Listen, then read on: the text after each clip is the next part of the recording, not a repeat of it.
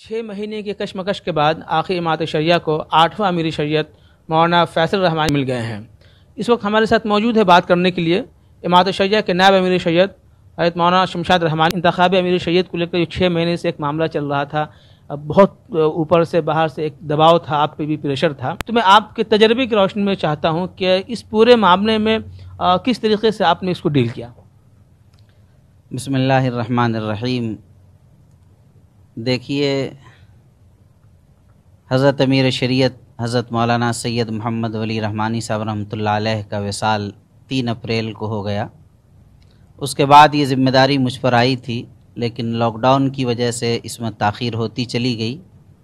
اور 3 مہینے سے قبل ہی 20 جون کو اسی لیے میٹنگ بلا لی اراکین شورا کی، جس میں طے پایا کہ حالات بہتر ہونے کے بعد انتخاب کرایا جائے۔ حالات بہتر ہونے کے بعد جب لاک ڈاؤن ختم ہوا، اس کے بعد پھر اس کی تیاری شروع ہوئی۔ چیزیں بتائیے، اس پورے معاملے میں جو 6 مہینے کا جو وقت جو گزرا ہے، اس میں کہیں نہ کہیں زیادہ تر یا کہیے کہ مطلب صرف اور صرف آپ نشانے پہ تھے عوام کے۔ عوام سے مراد جو عوام جو انتخاب امیر شریعت کو لے کر چاہ رہی تھی، آپ پہ ذاتی حملے بھی آپ پہ ہوئے، لوگوں نے بہت کچھ الٹی سیدھے بات بھی کی۔ کیسے آپ نے اس چیز کو برداشت کیا، اور کیا آپ کے ذہن میں چل رہا تھا کہ آپ کی جگہ پہ کوئی ہوتا تو شاید وہ عمارت کو چھوڑ کے جا سکتا تھا، لیکن آپ نے کس چیز کو آپ نے لاہ عمل بنایا کہ مجھے رہنا ہے، یا کیسے آپ نے اس چیز کو مینیج کیا؟ اس سلسلے میں یہ میرے ذہن میں ہمیشہ یہ بات رہی کہ بنیادی چیز یہ ہے کہ جو امانت میرے ذمے سونپی گئی، جو میرے حوالے کی گئی، یہ ایک عظیم امانت تھی جو بہار، اڑیسہ، جھارکھنڈ کے تمام مسلمانوں کی ایک امانت تھی۔ اب میری ذمہ داری تھی کہ میں ایک امیر شریعت کا انتخاب کروں، اس کے لیے اجلاس بلاؤں، اور امیر شریعت کا انتخاب عمل میں آئے، اور اگر میں چھوڑ دیتا تو ظاہر ہے کہ اس سے مسئلے کا حل نہیں تھا۔ اس لیے آپ حضرات، جیسا کہ بھی آپ نے کہا کہ بڑے مشکل حالات، میں نے تو ان مشکل حالات کو بھی کبھی مشکل نہیں سمجھا، اور اللہ کا فضل ہے کہ میرے اوپر اس سے بہت زیادہ فرق نہیں پڑا، اس لیے کہ حالات تو آتے ہی ہیں۔ میں جانتا ہوں کہ حالات آتے ہیں چلے جانے کے لیے، حالات آتے ہی جانے کے لیے اور ختم ہو جانے کے لیے، اور مشکل حالات ہمارے اکابر پر بھی آئے، بزرگوں پر آئے، خود سرکار دو عالم صلی اللہ علیہ وسلم کے اوپر کتنے حالات آئے، لیکن ظاہر ان حالات سے مقابلہ کرنا چاہیے، اور میں نے ان حالات کا مضبوطی سے مقابلہ کیا، اور کبھی بھی ذہن پر اس طریقے سے ہمارے کوئی بات نہیں آئی کہ ہم چھوڑ دیں یا یہ کریں، اس طرح کی کوئی کیفیت نہیں پیدا ہوئی۔ لوگوں نے ذاتی طور پہ بھی آپ کو نشانہ بنایا، تو کہیں نہ کہیں دل میں تو یہ کسک تو ہوگی نہیں کہ بھائی اس معاملے پہ مجھے ذاتی طور پہ کیوں گھسیٹا گیا؟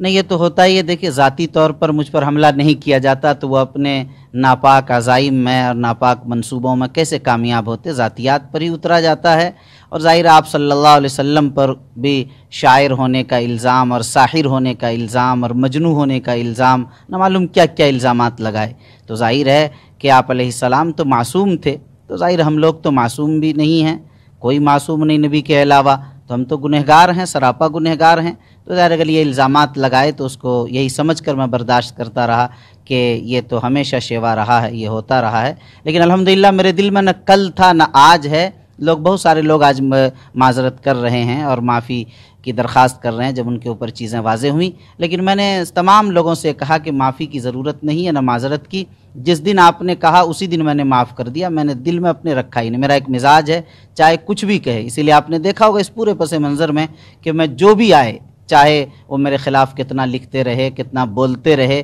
یا میرے خلاف جتنی بھی جو کچھ چاہیں کریں، لیکن میں نے ہمیشہ خندہ پیشانی کے ساتھ ملنے کا اہتمام کیا، اور ان کی بدگمانی، غلط فہمیوں کو دور کرنے کی کوشش کی، اور ایک ذرا بھی میں نے انہیں احساس بھی نہیں ہونے دیا کہ کسی نے کیا، اور یہی آگے بھی ارادہ ہے کہ جنہوں نے جو کچھ کیا، میرے ذہن میں نہ کل تھا نہ آج ہے نہ آئندہ رہے گا، سارے مسئلے وہیں پر ختم ہو گئے۔ میں تو آگے بڑھ کر کام کرنا، پیچھے کی طرف نہیں دیکھنا انشاءاللہ۔ انتخاب ہونے کے بعد بھی ایک سوال عوام میں بھی بہت زیادہ ہے، اور لوگ یہ پوچھ بھی رہے ہیں، کہہ بھی رہے ہیں کہ اس انتخابی امیر شریعت میں 170 جو لوگوں کو نامزد کیا گیا تھا ارباب حلق کے رکن کو، وہ لوگ کہہ رہے ہیں کہ یہ غیر دستوری طور پہ تھا، چونکہ پہلی یہ بات آئی تھی کہ انہیں شامل نہیں کیا جائے گا، پھر بھی ہوا کہ بعد میں اس کو شامل کر لیا گیا، اور تب وہ فیصل رحمانی صاحب امیر بنے۔ تو یہ کیا معاملہ ہے؟ یہ 170 کیا واقعی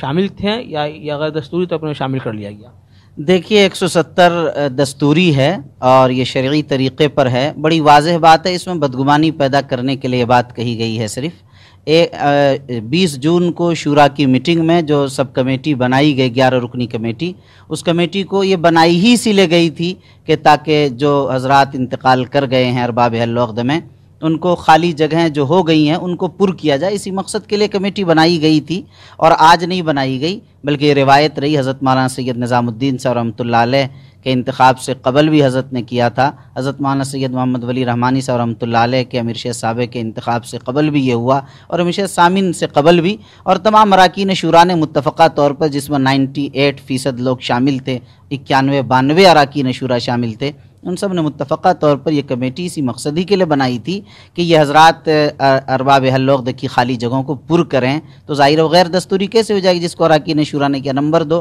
یہ کنفیوز کیا جاتا ہے کہ 10 سال میں اس مجلس کی تشکیل کی جاتی ہے۔ تشکیل کا مطلب ہے کہ جس کو آپ چاہیں ہٹا دیں، جس کو چاہیں شامل کر دیں، یہ یہاں نہیں کیا گیا، یہ تو اس وقت ہوگا، لیکن ہر امیر شریعت کے انتخاب سے پہلے خالی جگہوں کو پر کر کے جو تعداد 851 کا اس کو پورا کیا جاتا رہا ہے ہمیشہ، اس بار بھی کیا گیا اور اراکین شورا کے ذریعے کیا گیا، اس لیے مکمل دستوری ہے۔ اس میں اس انداز سے کنفیوز کرنا بالکل غلط ہے۔ 8 اگست کی تاریخ جو ملتوی کی گئی تھی، وہ 8 اگست کی تاریخ ملتوی کرنے سے انتخابی مرحلے کو مکمل کیا گیا، یہ ارباب اہل وقت کی خالی جگہوں کو جو پر کی گئی ہے اس کو ظاہر ملتوی نہیں کیا گیا تھا۔ اسی طرح یہ بھی کہنا کہ 170 کے لیے کہا گیا کہ اس کو شامل نہیں کیا جائے گا، ظاہر ہے کہ یہ متفقہ شورا میں یہ بات نہیں آئی تھی جو اجتماعی طور پر شورا کی میٹنگ 30 ستمبر کو ہوئی ہے، اس لیے جو پہلے تھا وہی جاری رہا۔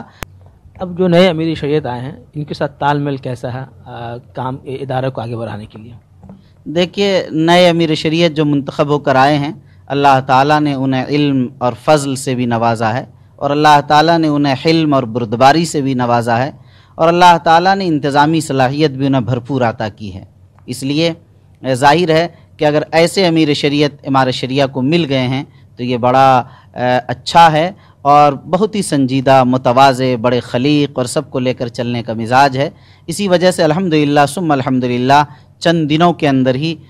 بہت تیزی کے ساتھ کاموں کی طرف ہم سب مل جل کر امیر شریعت کی قیادت میں چل رہے ہیں، اور امیر شریعت سب کو لے کر چلنے کا مزاج رکھتے ہیں، جیسا کہ آپ حضرات سب دیکھ رہے ہیں، تمام کارکنان بھی اور تمام ہی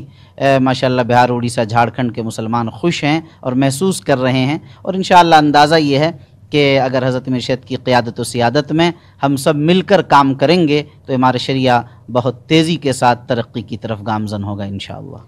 ایک آخری سوال کہ اس پورے قضیے میں جو لوگ ذہنی ہم آہنگ نہیں تھے یا جنہیں یہ لگ رہا تھا کہ کچھ غلط ہو رہا، کیا آپ لوگوں کی کوشش ہوگی کہ